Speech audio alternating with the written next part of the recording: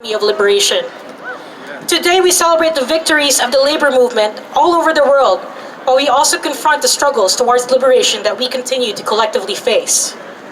In 2020, we witnessed the rampant exploitation of the working class during the COVID pandemic.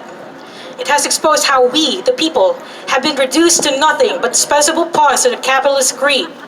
But it has also exposed the weakness of the capitalists without the working class. Across the US, restaurants and stores in the service sector are short-handed and capitalists are misdiagnosing the issue as laziness, claiming that no one wants to work, that workers would rather sit at home and collect unemployment. We know this to be false.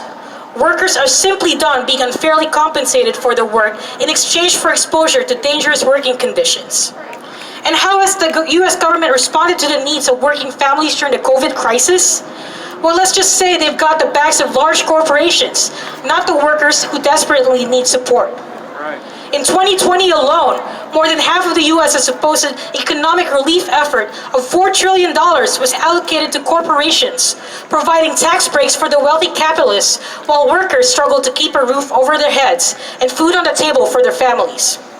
The incompetence of this approach that puts short-term profits ahead of the well-being of the people becomes even starker when we learn that only 16% of that $4 trillion budget was allocated to COVID testing, contact tracing, and other services to confront the health crisis. And further, that only 1/5 of that funding went to help workers and their families.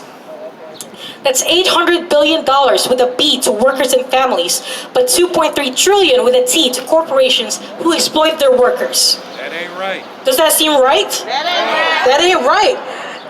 And